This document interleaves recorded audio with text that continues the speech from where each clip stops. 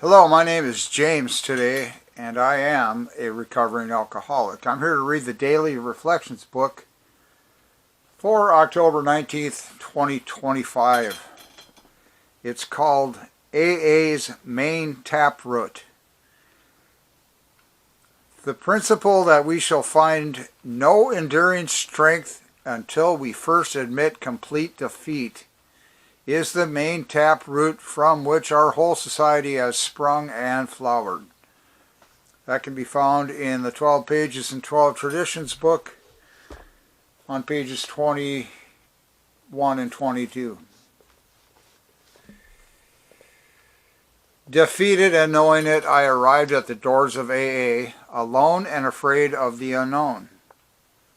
A power outside of myself had picked me up off my bed, guided me to the phone book, and then to the bus stop, and through the doors of Alcoholics Anonymous.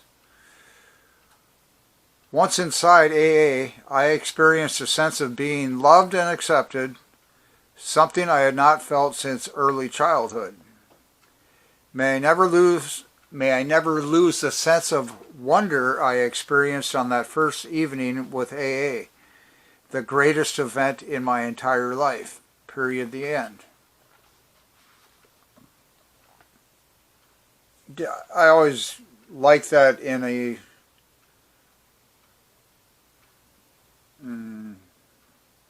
probably in an unusual way. I'll put it that way first.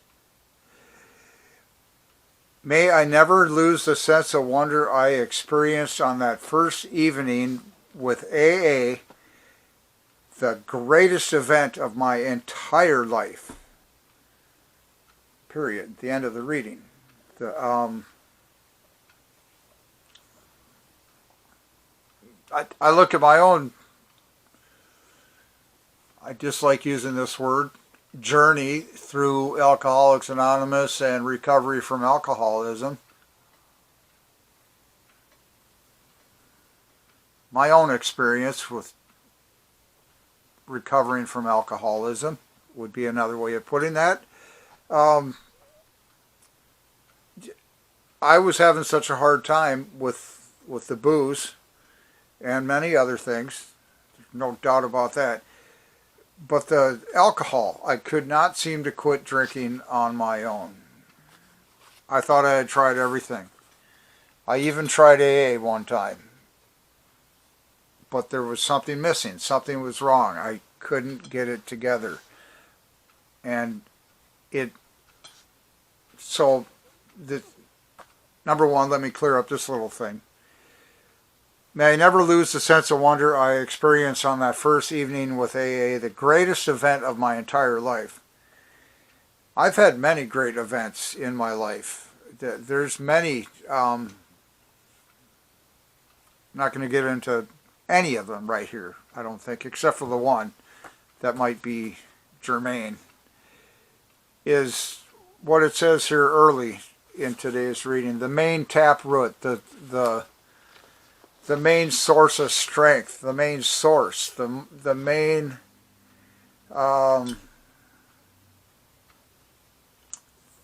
foundational brick, or something that I could count on. The cornerstone, the key brick in the archway, whatever that, I can't, anyhow. AA's main taproot, they call it. And they call it a principle. The principle that we shall find no enduring strength until we first admit complete defeat.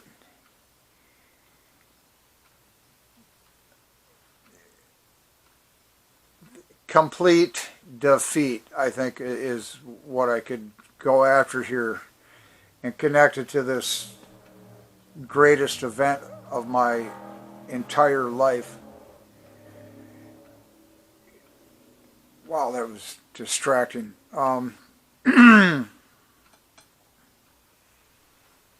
was always, for the longest time, for a very long time, early in recovery, even this time around, this would be, I've been sober, let's see, December, November, just 2 months, like 19 years and 10 months, I think, right now.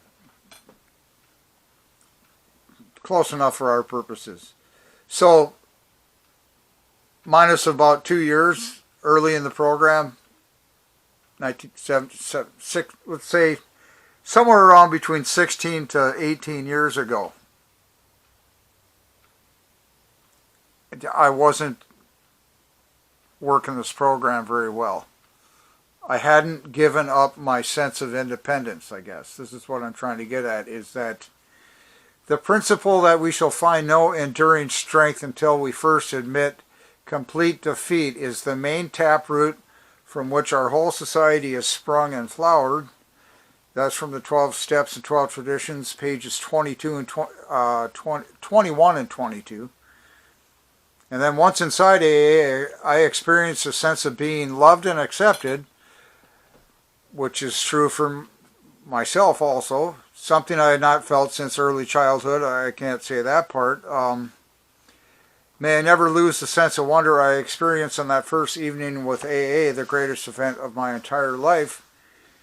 I've had many moments like that the sense of wonder, but greatest event and entire life, I would be dead without this program, or without the people in the program, without God in the program, without changing something in my brain, my belief system.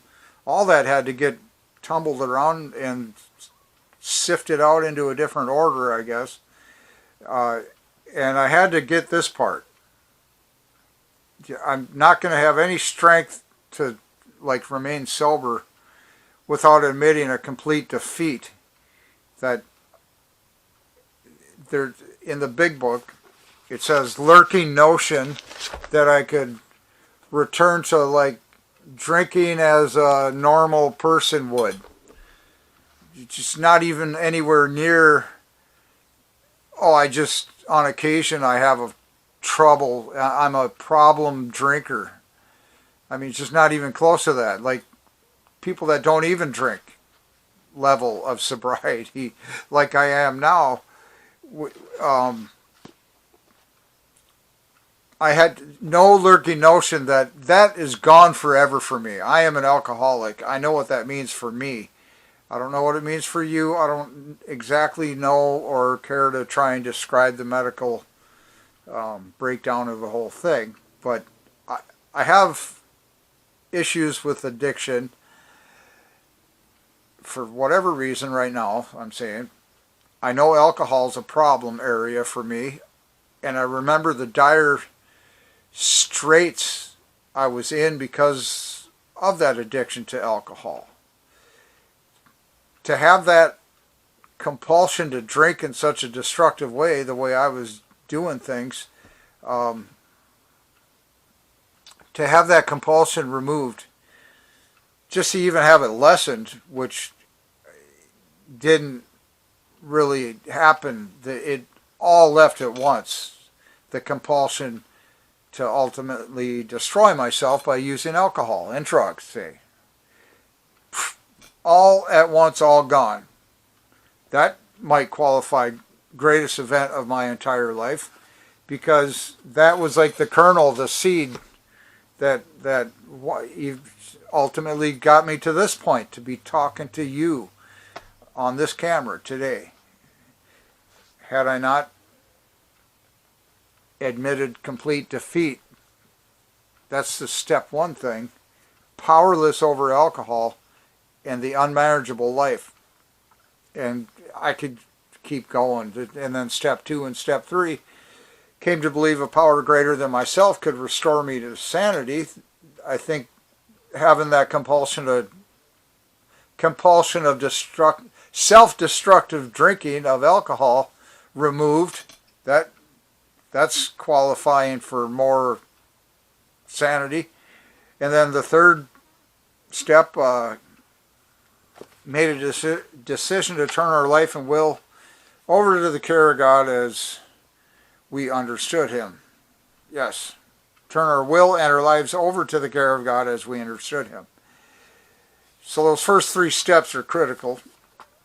And I thought I had a grip of those. On, say, the last couple years of my drinking career, actively drinking, sitting around drunk, thinking about these steps, because I had been to AA meetings, and it really, I don't want to get into that. I kept drinking anyways, okay? And then by the time that this thing happened, we first admit the complete defeat, that I could have a little bit more of an enduring strength to remain sober. That happened. And then it just became one day at a time. Just keep stacking on the hours of sobriety. And then it just, I didn't even think about it. It's not like, well, where am I at for time? 11 minutes. I kind of got to this point, I think, in this little talk, that the principle we shall find no enduring strength until we first admit complete defeat is the main taproot, the main foundational brick, the cornerstone, the never-ending well of support and strength and nourishment.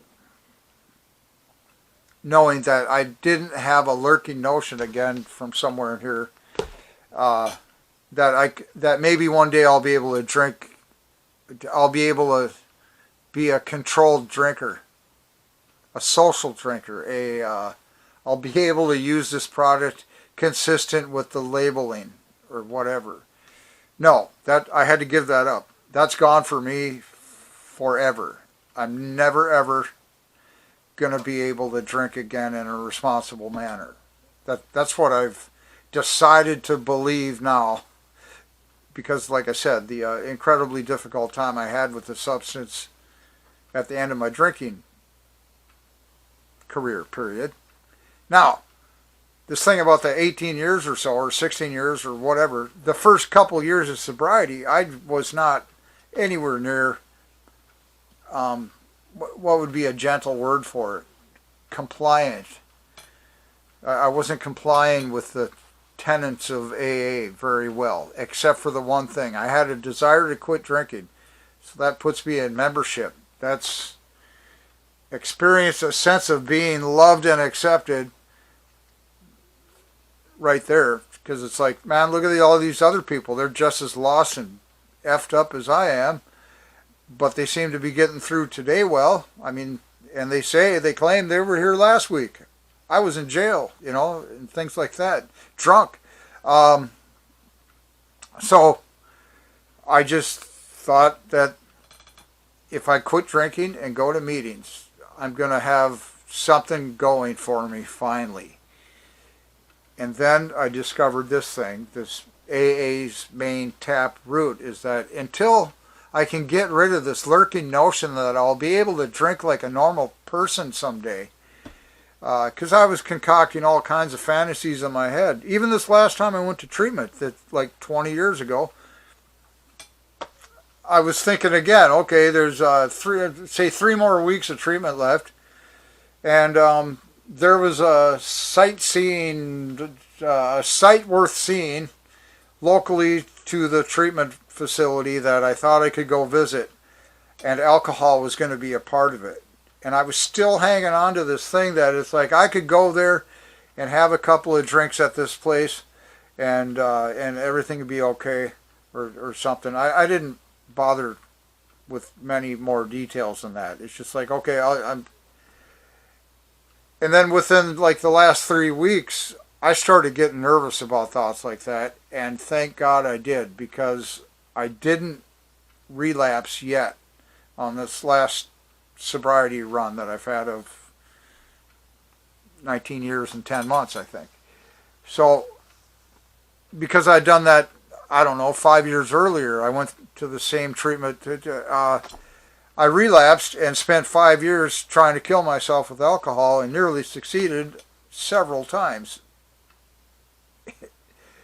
I giggle and laugh now, because that's What may I never lose the sense of wonder I experienced on that first evening of AA, the greatest event of my entire life. Yeah, my life could have ended in an alley somewhere, easily, just dead, drowning in my own vomit in a shallow gutter, or any other scenario like that. And many, many, many, many more gruesome ones that dying of alcoholism is usually not. I would say there's not a percentage of they just slipped away from the world and everything was wonderful.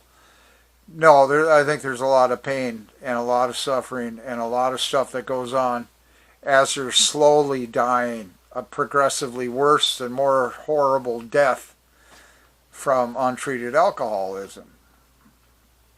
There's an answer, though. We can get that disease into remission. We can stop the ravages from,